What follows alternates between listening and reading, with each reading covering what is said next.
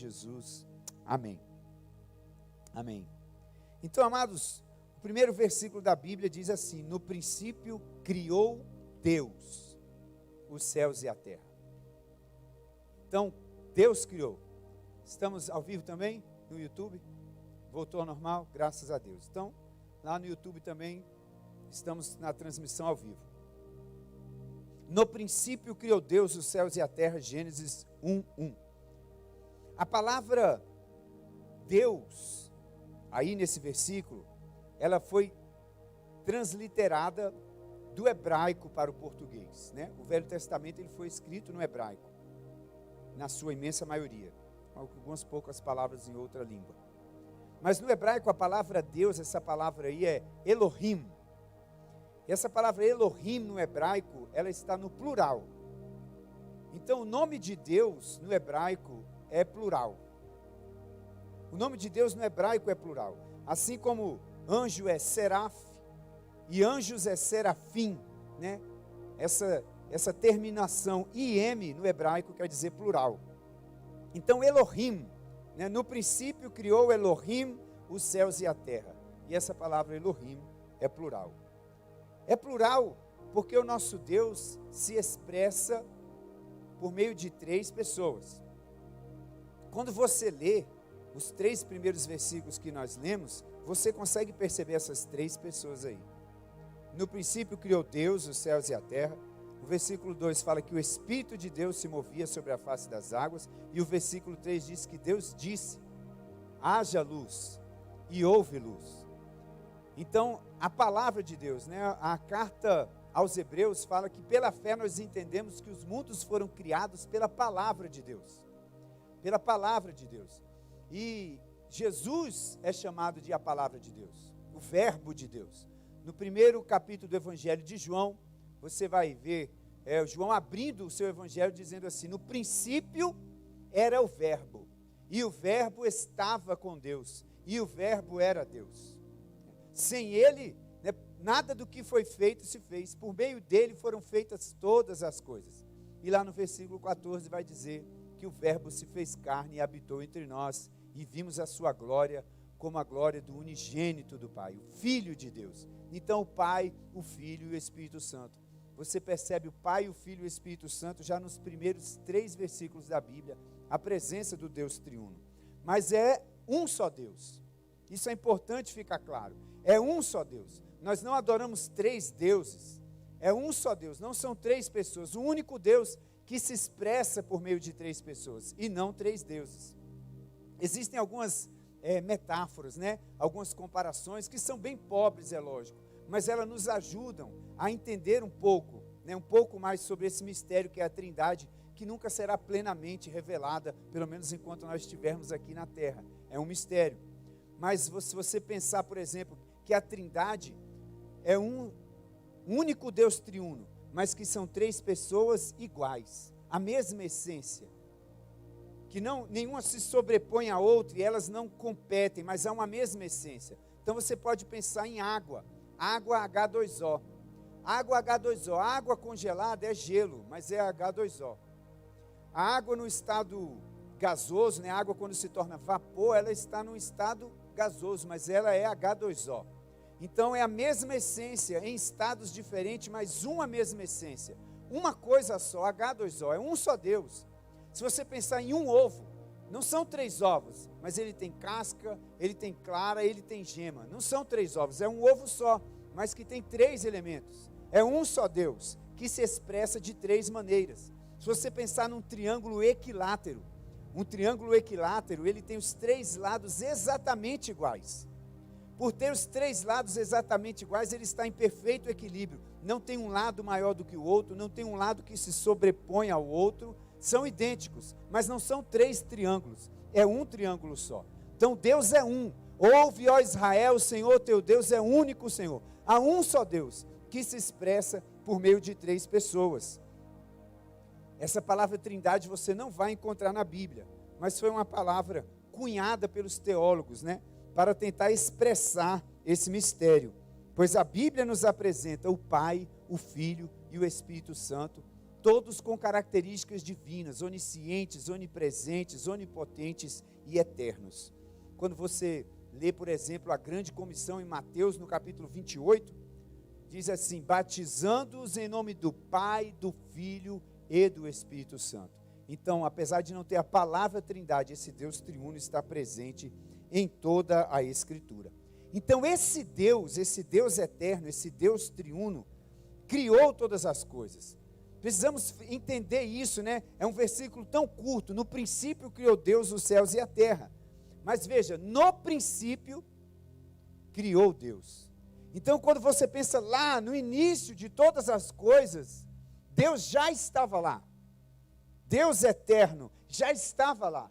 E no princípio, Deus que já estava lá, criou os céus e a terra. Então, Deus é criador. Tudo que existe, tudo que há, foi criado por esse Deus. Inclusive, você e eu. Fomos criados por esse Deus. Fomos projetados por Ele. Amados, isso para mim é tão maravilhoso pensar que eu sou criado por esse Deus. É tão maravilhoso saber que eu não sou uma obra do acaso. É tão maravilhoso nós sabermos que nós não somos o resultado simplesmente de um encontro ocasional entre um homem e uma mulher. E aí, de repente, você apareceu do nada, sem um propósito. Não, Deus nos criou, Deus pensou em mim, Deus pensou em você, isso é maravilhoso. É como você pensar, por exemplo, em uma casa. Então você olha para aquela casa e você vê aquela casa bonita, construída, mas antes daquela casa se tornar palpável e real para as pessoas, aquela casa primeiro existiu na mente de um arquiteto.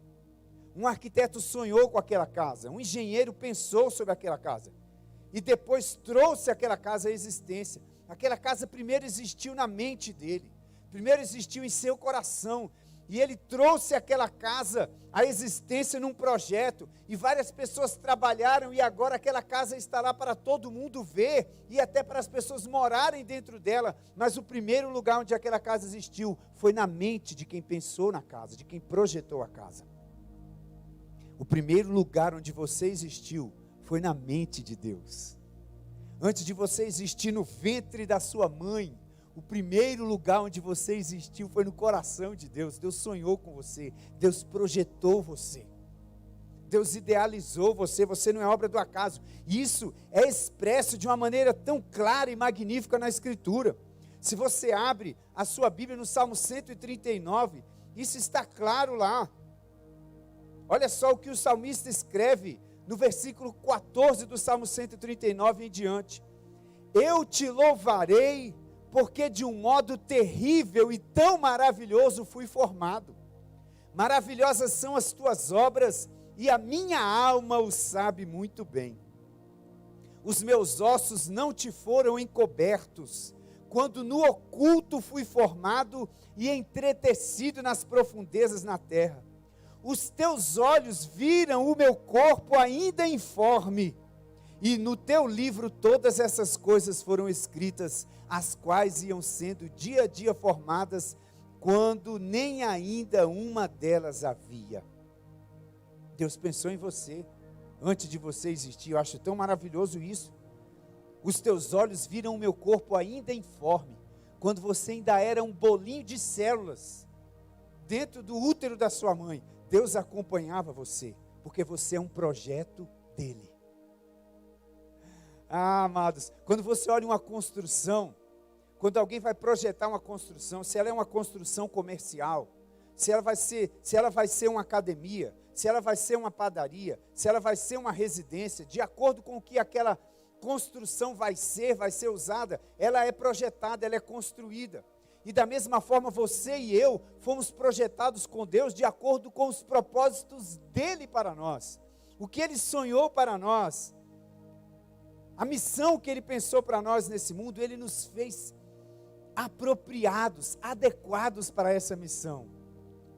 Quantas pessoas se sentem inadequadas na vida? Ei, você não é inadequado. Deus te fez com um propósito. E é maravilhoso saber disso. Nosso Criador nos fez debaixo de um propósito. Ora, então veja bem, se o meu princípio é no Criador, é no coração do Criador, é na mente do Criador, eu não posso viver longe dele. longe do Criador, longe do propósito do Criador, a minha vida perde significado. A minha vida perde propósito, a minha vida perde brilho, quando eu me afasto do projeto do Criador, quando eu quero ser algo diferente daquilo que Ele me criou para ser, daquilo que Ele me projetou para ser. Ora, quantas pessoas hoje não veem sentido para a vida, não veem razão para a vida, simplesmente porque viraram as costas para o seu Criador, estão afastadas do seu propósito, estão afastadas daquele que os criou, daquele que os fez. Meu amado, você é criação de Deus, você é projeto de Deus, então você precisa estar perto de Deus. Há uma sede dentro de mim, há uma sede dentro de você que nos chama para o nosso Criador. Quando nós nos afastamos dele, nós perdemos sua imagem, nós perdemos sua semelhança. Mas quando nós nos aproximamos dele, isso é resgatado em nós. Olha só como o salmista expressa essa sede no Salmo 63.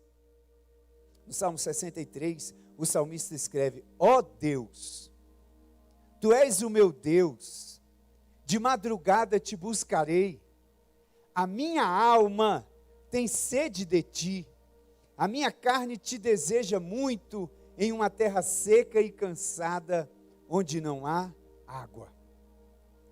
Olha, o salmista expressa a sede da alma dele, que a sua alma tinha de Deus. A minha alma tem essa sede, a sua alma também tem essa sede do Deus vivo, e ela só pode ser saciada por Ele. Dentro de nós existe essa sede pelo Criador, porque nós somos nele. Paulo, escrevendo aos Romanos, no capítulo 11, no verso 36, ele fala: porque dele, por ele e para ele são todas as coisas. Glória, pois, a ele eternamente, amém. Ora, todas as coisas inclui você, todas as coisas inclui a mim. Nós somos dele, nós somos por ele e nós somos para ele. Longe dele a nossa vida não tem razão de ser. Quantas pessoas estão procurando matar essa sede de outra forma, ao invés de se voltar para o Criador, ao invés de buscar o seu propósito no Criador, estão buscando outras maneiras de matar essa sede, mas essa sede só pode ser saciada por Ele. O profeta Jeremias escreve que uma coisa horrenda fez o meu povo: me deixou a mim o manancial de águas vivas, e cavou para si cisternas rotas, que não podem reter água. Quantas pessoas estão abandonando o Criador, esquecendo de Deus, e buscando para si cisternas rotas, de água suja, cacimbas, que não podem reter água, que secam. Então ele cava aquela cacimba e bebe daquela água, mas aquela água seca, e ele precisa cavar mais fundo, e aquela água seca. Então ele cava uma outra cacimba, e aquela água seca, e ele passa a vida dele procurando matar a sua sede, mas essa sede só pode ser saciada pelo manancial de águas vivas, que é o Criador. Quantas pessoas estão querendo saciar a sua sede nas drogas, no álcool, no sexo, no trabalho, se tornam workaholics, querem acumular dinheiro, querem acumular riqueza, na busca de saciar essa sede, mas essa sede não será saciada longe do Criador. É como aquela pessoa que experimenta a primeira dose de cocaína. Então ele cheira aquele pouquinho, aquela carreirinha tão pequenininha, e ele tem aquela alucinação, é aquele barato, mas daqui a pouco aquele tanto já não serve mais, ele precisa de uma dose maior, e a dose precisa ser cada vez maior, e a dose precisa ser cada vez maior, até que ele perde a noção da vida, até que ele morre. E existem muitas pessoas que não estão viciadas em cocaína, mas estão viciadas em vícios emocionais, estão viciadas na depressão, estão afundadas no álcool, estão afundadas no sexo, porque resistem ao Criador. Eu quero dizer para você hoje: volte-se para o seu Criador, nele está a sua origem, nele está o seu propósito, nele está a razão da sua vida, nele você vai saciar essa sede que há no fundo da sua alma. O nosso Criador escreveu uma carta para nós, porque Ele deseja se revelar a nós. Ele escreveu a carta, Ele escreveu a Bíblia. A Bíblia é uma carta de amor de Deus para cada um de nós, onde nós podemos descobrir a vontade dEle, onde nós podemos descobrir quem Ele é, onde nós podemos descobrir o que Ele quer para mim e o que Ele quer para você. Você precisa se aproximar da Bíblia e conhecê-la melhor. Vá além da sua religião, vá além da informação do seu pai, do seu avô, vá além da informação do seu pastor, vá direto à Escritura, vá direto à carta que Deus mandou para você. É para você essa carta, é para você essa palavra. Deus está te aguardando aqui dentro para se revelar a você. Olha só, no Evangelho de João, no capítulo 20, tem 3 versículos aqui poderosos, que mostram o propósito da Escritura, o propósito do próprio Evangelho de João e da Escritura. João escreve assim, capítulo 20, versículo 30, 2 versículos na verdade, 30 e 31. Jesus, pois, operou também em presença de seus discípulos muitos outros sinais que não estão escritos nesse livro. Estes, porém, foram escritos para que creiais que Jesus é o Cristo, o Filho de Deus, e para que, crendo, tenhais vida em seu nome. A vida está em Cristo, e a palavra de Deus foi escrita para que nós creiamos que Jesus é o Cristo, o Filho de Deus, e crendo nós tenhamos vida nele. A Bíblia vai te revelar quem é Jesus, a Bíblia vai te revelar quem é Deus.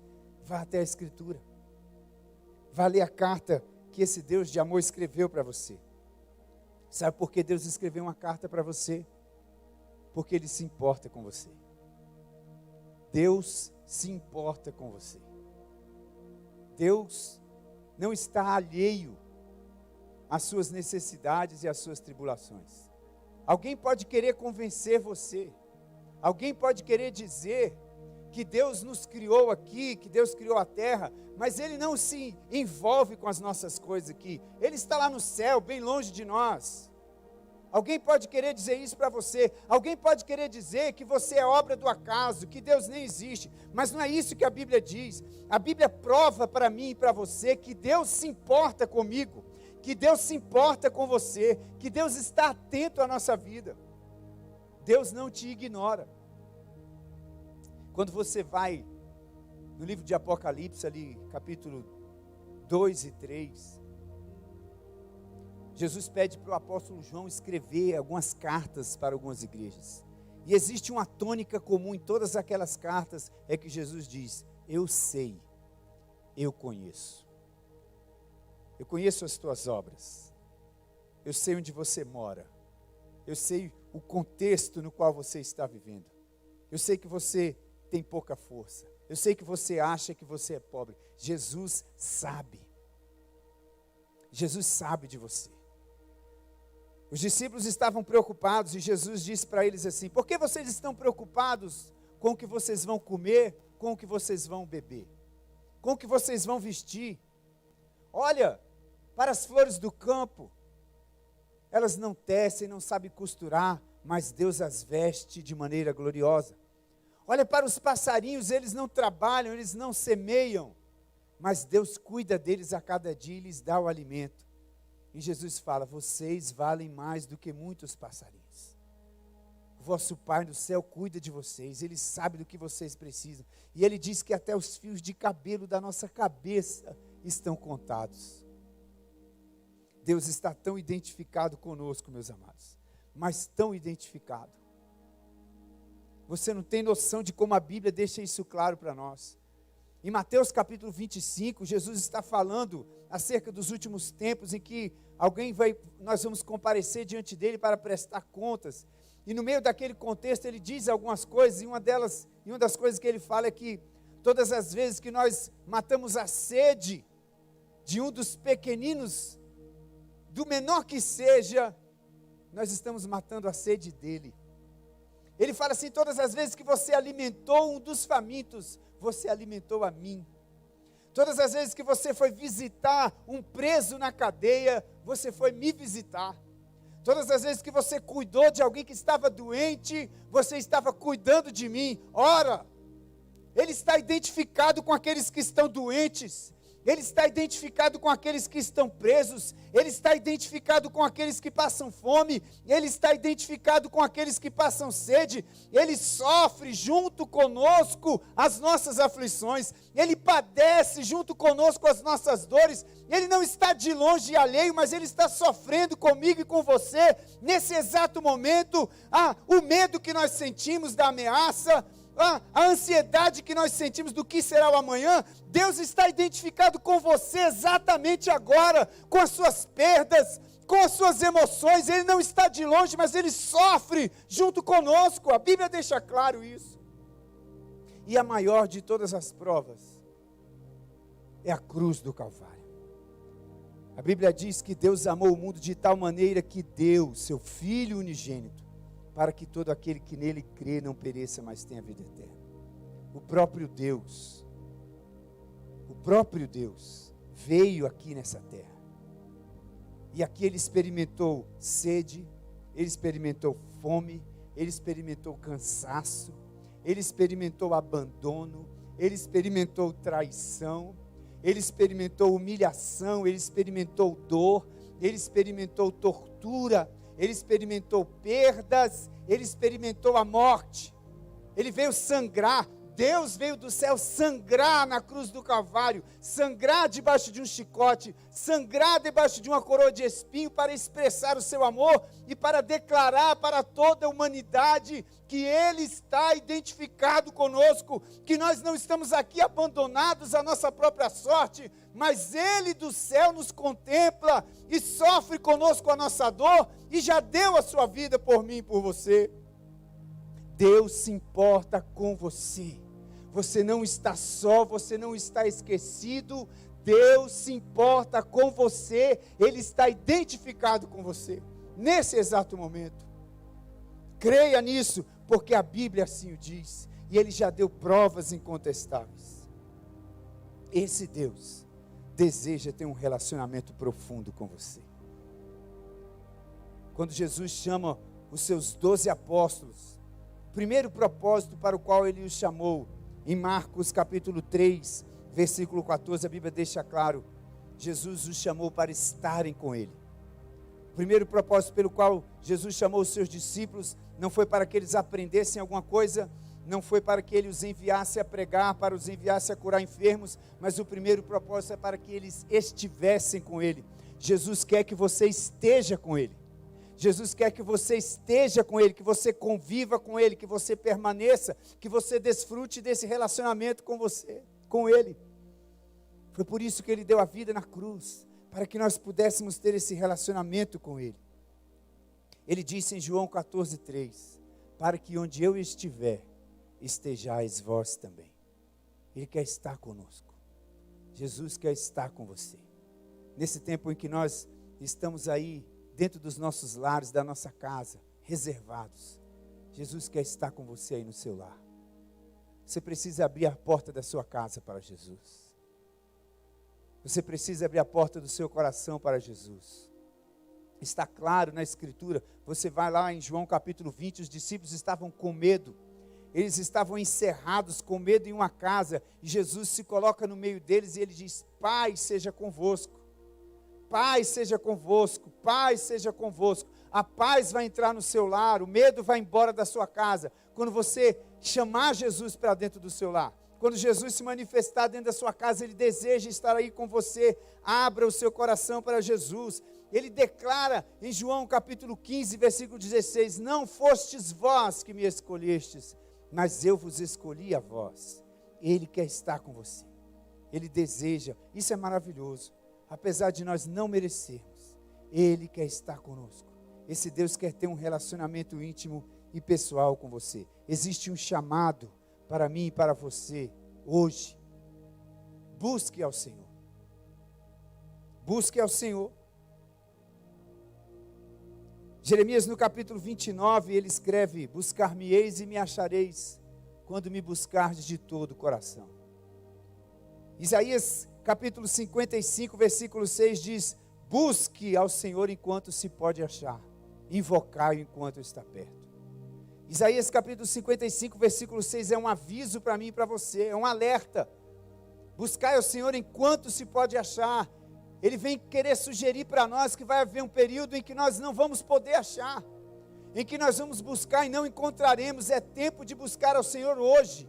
Hoje é tempo de buscar a esse Deus, de conhecê-lo, de saber quem Ele é, porque Ele deseja se revelar a nós. Ele já se revelou na Escritura, Ele já se revelou na pessoa do seu Filho Jesus, e Ele quer que você o conheça mais e mais. Ele está esperando por você. Eu quero fazer uma oração com você. Talvez você, quem sabe, você que está me ouvindo, tenha uma ideia completamente diferente de Deus, desse Deus que a Bíblia nos apresenta, esse Deus pessoal, esse Deus que nos conhece, esse Deus que está identificado conosco. Eu quero fazer um desafio para você. Chame esse Deus para a sua vida, e você vai experimentar a revelação dEle. Chame Deus para a sua casa, e você vai experimentar a revelação dEle. Eu quero orar com você nessa hora. Aí na sua casa, onde você está, feche seus olhos, curva a sua cabeça, diante dessa palavra, faça uma oração a Deus. Diante dessa palavra, diga para Ele que você quer se voltar para Ele, para o seu Criador. Diga para Ele que você quer voltar a encontrar o seu propósito nele, que você quer experimentar esse relacionamento profundo e íntimo com Ele. Vamos orar. Deus, a nossa gratidão a Ti, Senhor. Ó Altíssimo, Senhor que criou todas as coisas para o louvor da Tua glória. O Deus que me criou, o Deus que criou a cada um de nós. Senhor, revela-te a nós, Pai. Revela quem Tu és. Visita agora, Pai, cada família, cada lar que diante de Ti faz essa oração. Manifesta a Tua presença, Pai, no seio de cada família, de cada lar. E faz proferir, ó Deus, faz soar a Tua voz dentro de cada casa nessa hora. Paz seja convosco. Essa paz que sobrepassa todo o entendimento. Essa paz que inunda o nosso coração e transborda de nós, Senhor. Deus, em nome de Jesus, por meio do Teu Espírito Santo, que é quem convence o homem do pecado, da justiça e do juízo, atrai-nos para Ti, Senhor. Leva-nos à Tua presença. Deus, eu oro por cada um, Pai. Deus, por cada pessoa que o Senhor conhece e sabe. Eu oro por esse homem, eu oro por essa mulher. Eu oro por esse jovem, Pai, por essa pessoa que está cavando cisternas rotas, Senhor, que está atrás de matar a sede da sua alma com tantas outras coisas. Deus, que nessa hora ele possa se lembrar do seu Criador e voltar-se, ó Deus, para Ti e encontrar a Ti o propósito, a razão da vida, Pai, e encontrar em Ti, Senhor, a salvação, a vida abundante, a vida eterna que o Senhor preparou para cada um de nós. Deus, que o poder da Tua palavra venha desfazer todo o sofisma, todo o engano, toda mentira, e que nós possamos sim conhecer quem Tu és, esse Deus presente, esse Pai amoroso, que está identificado conosco, que conhece a nossa dor, que está presente na nossa angústia, como nós lemos no Salmo nessa noite. Socorro bem presente na angústia. Esse é o nosso Deus. Revela-te, Senhor, em cada família, em cada lar nessa noite. Nós clamamos, Senhor, em nome de Jesus. Em nome de Jesus. Em nome de Jesus. Esse é o nosso Deus, amados. Esse é o nosso Deus. O Salmo 23 fala isso. Ainda que eu andasse pelo vale da sombra da morte, não temerei mal algum, porque Tu estás comigo. Então muitas vezes é preciso passar pelo vale, mas o pastor está conosco. E se o vale é escuro, o pastor está conosco na escuridão. E se o vale é frio, o pastor está conosco ali naquele vale frio. E se o vale é de dores, o pastor está conosco ali naquele vale de dores e sofre também conosco as nossas dores. A nossa segurança está em que o pastor está conosco, em que Jesus está presente. Não duvide disso, mas creia na palavra de Deus. Deus está presente, Ele se importa com você, Ele se importa com você, Ele está aí bem do seu lado agora. Bem do seu lado agora.